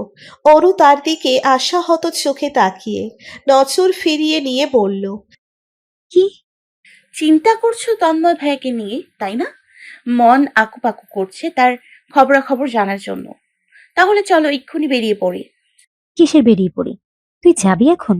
গিয়ে দেখবি কি অবস্থা, তারপর আমাকে এসে জানাবি। যা। তাহলেই হলো। পারবো না, তুমি সঙ্গে না গেলে যাচ্ছি না। বাবা যেতে দিবে না। দেবে দেবে। বড় চাচুর মন এখন কটন ক্যান্ডির মতো, ছুঁয়ে দিলেই গলে যাবে। সাবিহা দ্বিধাবোধ করছে, তবুও তার দ্বিধা চুরমার করতে এসেছে দীপ্ত। হাফ প্যান্ট, টি শার্ট, মাথায় ক্যাপ এবং পিঠে ব্যাগ চেপে তৈরি হয়ে নিয়েছে। হাতে টিফিন বাক্স। তার কপালের থেকে ঝাঁকড়া চুলগুলো সরিয়ে দিয়ে বলল, মা, তমনা ভাইয়ের ফেভারিট ডিশ রান্না করে দিয়েছে, তাড়াতাড়ি চলো, 11টা বেজে গেছে। ওরু হাত জেরে উঠে দাঁড়ালো। গড় দুয়ার উতাল পাতাল করে তৈরি হচ্ছে। সাবিহার মন আঁকুপাকু করছে। সেও যেতে চায় বাইকে দেখতে, কিন্তু অরু সাবিহার হাত টেনে দাঁড় করালো। সাবিহা অলরেডি তৈরি আছে। সে অফিস যাওয়ার জন্য তৈরি হয়েছিল, কিন্তু তাকে যেতে দেওয়া হয়নি। সেভাবেই সাবিহাকে টেনে নিয়ে যাচ্ছে অরু। ড্রয়িং রুমে টিফিন বাক্স হাতে দাঁড়িয়ে সুমিতা বেগম।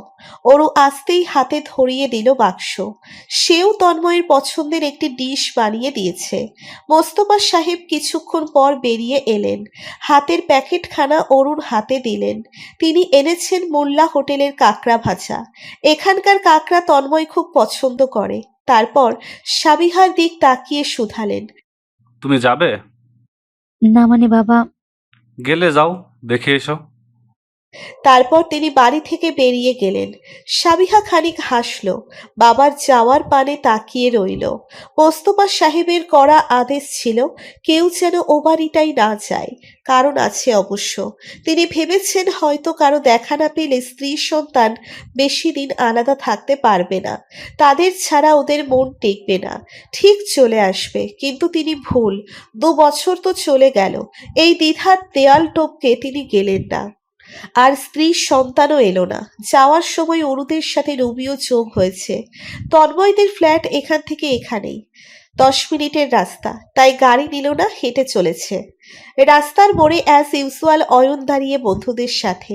অরুদেশ দেখে এবার এগিয়ে আসলো না, বরং দীপ্ত চেঁচিয়ে বলল, অয়ন ভাইয়া, আমরা তমনা ভাইয়ের বাসায় যাচ্ছি তাকে দেখতে। অয়ন খানিক হাসলো। অরু বলল, আমাদের সঙ্গে যাবে? যাওয়া যাবে বুঝি? অবশ্যই, এসে পড়ো।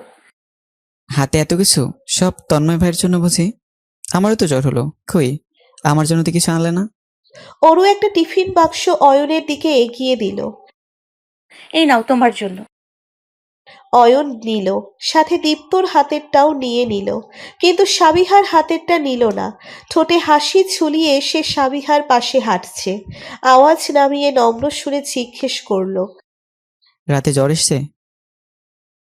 মাথা ব্যথা আছে এখনো? আমার কিন্তু এখনো জ্বর শরীরে। সাবিহা আচমকা মাথা তুলে তাকালো অয়নের দিকে। অয়ন হেসে ফেলল। হেসে ভ্রুজোড়া উঁচু করে বলল, এই তো জ্বর সেরে গেল। সাবিহা চোখ মুখ অন্ধকার করে অয়নের সামনে এগিয়ে যাচ্ছে। জবেদা বেগম স্যুপ বানাতে ব্যস্ত। রান্নার ফাঁকে ফাঁকে তিনি ছেলেকে দেখছেন। তন্ময় তখনও ঘুমিয়ে। রাতে সিক লিভ নিয়ে রেখেছে অফিস থেকে, তার উপর জ্বর কমেনি, ঠান্ডা লেগে নাক লাল হয়ে আছে। জবেদা বেগম বিছানার কোণায় বসলেন, ছেলের কপালের চুলগুলো আলতো হাতে সরিয়ে দিলেন।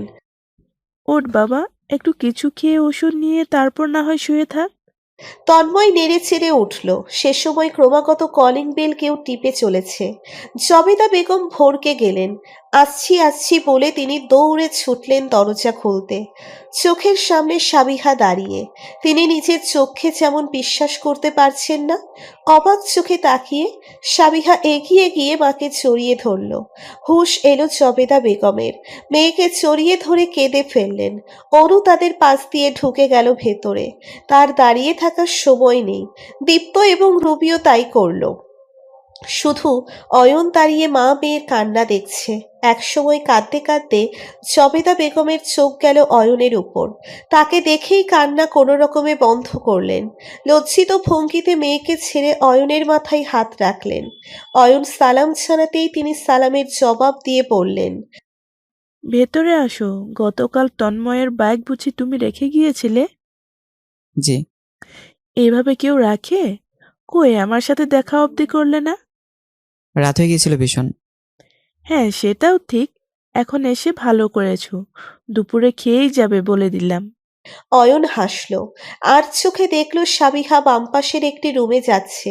সেখানে অরু, দীপ্ত, রুবিও ঢুকেছে। নিশ্চয়ই তন্ময়ের রুম সেটা। অয়ন সেদিকেই পা বাড়ালো। সাবিহা তন্ময়ের পাশে বসেছে। রুবি চেয়ার টেনে বসেছে। দীপ্ত বিছানার ওপর বসেছে। আর অরু তন্ময়ের পড়ার টেবিল ঘাটাঘাটি করতে ব্যস্ত। হাতিয়ে খুঁজে বের করেছে তন্ময়ের ডায়েরি। বিছানায় অসুস্থ হয়ে পড়ে থাকা তন্ময় হালকা চোখ খুলে আগে অরুকে ধমকে উঠল। আবার টেবিল থেকে দূরে যা। অরু কেবলই ডায়েরিটা হাতে নিয়েছিল। তন্ময়ের হুঙ্কারে সেটা ফেলে এক লাফে দরজার সামনে চলে এলো। সাবিহা হেসে প্রশ্ন করল, এখন একটু ভালো লাগছে ভাইয়া? এটাকে সাথে এনেছিস কেন? ওকে দেখেই আমার মাথার যন্ত্রণা শুরু হয়ে গেছে। অরু ভীষণ কষ্ট পেল। অভিমানী চোখে কিছুক্ষণ তাকিয়ে থেকে রুম থেকে বেরিয়ে গেল। সাবিহা পিছু ডাকলো, ওরু, উফ ভাইয়া, এভাবে কেউ? তার বলার পূর্বেই অরু মাথাটা ঢুকিয়ে তন্ময়কে ভেঙিয়ে চলে গেল। সাবিহা গলায় থাকা কথাগুলো হজম করে ফেলল। কার সাপোর্ট টানতে নিয়েছিল সে? তন্ময়ের গম্ভীর মুখের ঠোঁটের কোণে স্মিত হাসি দেখা গেল। দীপ্ত বলল, আমি মাথাটা টিপে দেই। হুম। তন্ময় বিছানা ছেড়ে উঠে দাঁড়ালো। ফ্লোরে পড়ে থাকা ডায়েরি উঠিয়ে সেলফের ভেতরে ঢুকিয়ে রাখলো। বলল, ফ্রেশ হয়ে আসি, বস তোরা। মায়ের কাছে যাই। তুমি এসে দেখো তোমার জন্য কত কিছু পাঠিয়েছে চাচিরা। আসছি। সাবিহার পেছন পেছন অয়নও ড্রয়িং রুমে চলে এসেছে। অরু তখন টিভি দেখতে ব্যস্ত। অয়ন ঠিক তার পাশেই বসল। জবেদা বেগম রান্নাঘরে ব্যস্ত হয়ে পড়েছেন। ফ্রিজ খুলতেই তার চোখ মুখ অন্ধকার। গরুর গোস্ত নেই, অনেক সবজিও শেষ। কি রান্না করবেন? ছেলেটাকে বাজারে পাঠাবেন, তারও উপায় নেই। অসুস্থ শরীর নিয়ে কি বাজারে যাওয়া সম্ভব? সাবিহা হুট করে মায়ের পেছনে এসে দাঁড়িয়েছে। ফ্রিজে চোখ বুলিয়ে বলল, কি আনতে হবে? আমি বলো, এনে দিচ্ছি। পারবি? পারবো না কেন? তুমি লিস্ট করে দাও, যাবো আর আসবো। একা যাস না। অয়ন মন দিয়ে টিভি দেখছিল না, তাই জয়া বেগমের কথাগুলো শুনে নিয়েছে। সোফা ছেড়ে উঠে দাঁড়িয়ে বলল, আমি যাই। জবেদা বেগম হেসে বললেন, অয়ন যাবে বলেছে। সাবিহা, ওকে সাথে নিয়ে যা। সাবিহার চোখ মুখে সংকোচ দেখা যাচ্ছে। সে চাইছে না অয়নের সাথে যেতে। মোট কথা সে চাচ্ছে না অয়নের আশেপাশে থাকতে। কিন্তু ভাগ্য ঘুরে ফিরে তাকে এমন পরিস্থিতিতে কেন ফেলছে? সাবিহার এসব চিন্তা ভাবনা নিতে আর ভালো লাগছে না। ওরও ছাদে এসেছে। ছাদে একটা ছেলে দাঁড়িয়ে। ছেলেটাকে মুহূর্তেই চিনে ফেলল সে। এই ছেলেটা তো ছিল সুমনার সাথে গতকাল। এই ছেলেটার নাম নিলয়। নিলয় আর সে একই ক্লাসের। নিলয়কে দেখেই তো অয়ন বলেছিল চরিত্র ভালো না। অরু আলগোছে চলে যেতে চাচ্ছিল, অথচ তাকে দেখে ফেলে নিলয় এগিয়ে আসলো। আরে অরুজে, কি অবস্থা? ভালো। আজ কলেজ যাও নাই? না ভাই, বৃষ্টিতে ভেজে জ্বর কাঁদা আমি। অরু মনে মনে বকলো, শালা সারা রাত রাস্তায় দাঁড়িয়ে সিগারেট টানলে জ্বর তো বাঁধবেই। মুখে বলল, ও নিলয় কথায় কথায় অরুর খুব কাছে চলে আসার চেষ্টা করছে। অপ্রস্তুত অরু পিছিয়ে গেল কিছুটা। তন্ময় তাওয়াল হাতে মাত্রই ছাদে উঠেছে। তাকে দেখে নিলয় সরে গেল। হাসার চেষ্টা করে কিছু বলতে নিচ্ছিল, তার পূর্বেই আচমকা তন্ময় তার কলার চেপে ধরল। লম্বা চওড়া সুঠাম দেহের তন্ময়ের সামনে নিলয় ছোট মাছ যেমন। আশেপাশেও যেন না দেখি ওর, মনে থাকবে? জি ভাই। বলছি না, ওয়ার্নিং দিচ্ছি, যা ভাগ। নিলয় যেতে নিয়ে অরুকে ঘুরিয়ে দেখে নিল। অরু তখন তন্ময়কে দেখতে ব্যস্ত। গোসল সেরে এসেছে, চুল ভেজা ভেজা, হাফ প্যান্ট আর টি শার্ট পরে সে, হাতে তাওয়াল, অন্য হাতে ফোন। অরুর বুকের ভেতর ধরপড় শুরু হয়েছে। তন্ময় ঘুরে দাঁড়ালো তার দিকে। এই ছেলে থেকে 100 হাত দূরে থাকবি, আর এখানে আসলে ছাদে উঠবি না। নিচে নাম এখন। ছেলেটা লুইচা, তাই না? আমি জানি মেয়েদের সাথে খারাপ কাজ করে তার ভিডিও করে, ক্যারেক্টারলেস। তন্ময় আচমকা অরুর কান টেনে ধরল।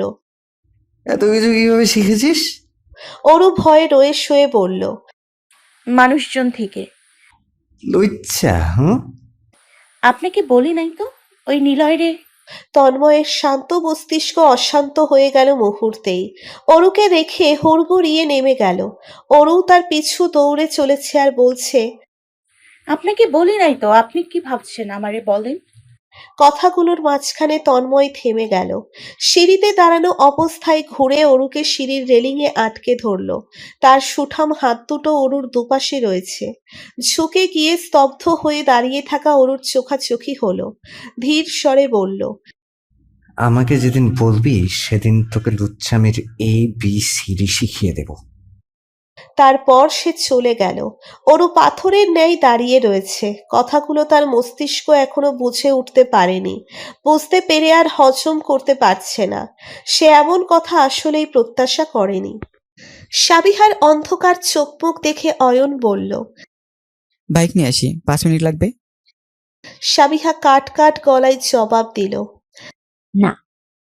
তাহলে রিক্সাটা কি? এবার সাবিহা জবাব দিল না। জবাব না পাওয়াকে হ্যাঁ ধরে নিল অয়ন। একাই মোড়ের দিকে রওনা হলো। রিক্সা নিয়ে তাতে চড়ে বসলো। রিক্সা এসে থেমেছে সাবিহার সামনে। সাবিহা কিছুক্ষণ অয়নের পাশের একটুখানি জায়গার দিক চেয়ে রইল। এতটুকু জায়গায় কি বসতে পারবে? অতটুকু জায়গায় বসলে লেপ্টে থাকতে হবে অয়নের সাথে। আগের দিনগুলো হলে সমস্যা হতো না। ছোট ছেলে ভেবে অগ্রাহ্য করত বিষয়টি, কিন্তু এখন তার আসলেই বেশ অদ্ভুত লাগতে শুরু করেছে। চোখ মুখ গম্ভীর করে উঠে বসল।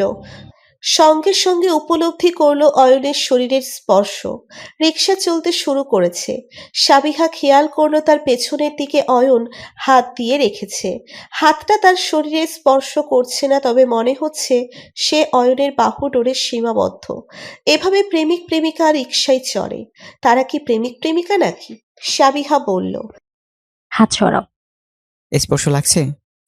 লাগবে না তার গ্যারান্টি কি? গ্যারান্টি দিচ্ছে না, তবে রিক্সা ধরে না রাখলে আমি পড়ে যাব। এতটুকু জায়গায় বসা যায় নাকি? এই ছেলে, তুমি তো পুরো রিক্সা জুড়ে বসেছ। এভাবে জেগিয়ে বসে? আমাকে দেখো আর তোমাকে দেখো। আমি কি মেয়ে মানুষ যে এভাবে বসবো? চিমিয়ে বসবার অভ্যাস আমার নেই। তাহলে আমি আরেকটা রিক্সা নিব। অয়ন চুপ মেরে গেল। মেয়ে মানুষের সাথে তর্কে পেরে ওঠা অসম্ভব। সে আরাম আয়েসে সেভাবেই বসে থাকলো। রিক্সা উঁচু নিচু জায়গায় গেলে দুজনের শরীরে হালকা স্পর্শ করছে। সাবিহার হৃদয় কেঁপে উঠছে ক্ষণে ক্ষণে, এবং এই হৃদয় কাঁপা নিয়ে সে নিজেই নিজের কাছে বেশ লজ্জিত। বারবার মস্তিষ্ক জানান দিচ্ছে তার পাশের ছেলেটি একটা বাচ্চা, অথচ মন মস্তিষ্কের কথা শুনছেই না। দোটানায় ভুগতে থাকা সাবিহার দিকে তাকালো অয়ন। হুট করে সাবিহার চোখের সামনে পড়া চুলগুলো সরিয়ে কানের পিছনে গুজে দিল। সাবিহার গলা শুকিয়ে কাটকাট, অপ্রস্তুত গলায় ধমকে উঠল। অয়ন, ও মিস্টেক। অয়ন হাসি হাসি ঠোঁটে তাকিয়ে সাবিহার গোলাপি ঠোঁট জোড়ায় চোখ পড়তেই হুট করে বলল, সিগারেট খেয়েছেন কখনো সাবিহা? না। ইচ্ছে আছে খাওয়ার? ছি। আমার একটা সিগারেট খেতে ইচ্ছে করছে, খাবো? রিক্সা থেকে নেমে যা ইচ্ছা করো। অয়ন একটা সিগারেট বের করে হাতে নিয়ে রাখলো। তার ইচ্ছে করছে এটা জ্বালিয়ে ঠোঁটে ধরতে, কিন্তু নিজেকে সংযত করলো। সিগারেটে আঙ্গুলের ফাঁকে ফাঁকে নাড়িয়ে বলল, আপনার সাথে থাকলে আমার মাথা ঠিক থাকে না, মাথা ঠিক করতে সিগারেটের প্রয়োজন। তোমাকে থাকতে বলছে কে? আপনি। এই তো, এভাবে তাকালে না থেকে পারা যায়? উপরে বিরক্ত প্রকাশ করা সাবিহার হৃদয় তোলপাড় খেলাতে মেতে হঠাৎ সামনে থেকে মেয়েলি কণ্ঠের ডাক ভেসে আসলো। অয়নের সাথে সাবিহাও তাকালো। একটি সুন্দরী মেয়ে দাঁড়িয়ে সামনে, অয়নের সমবয়সী হবে, হাত তুলে অয়নকে ডাকছে। অয়ন প্রশ্ন করলো, কি হয়েছে লামিয়া? জরুরি দরকার।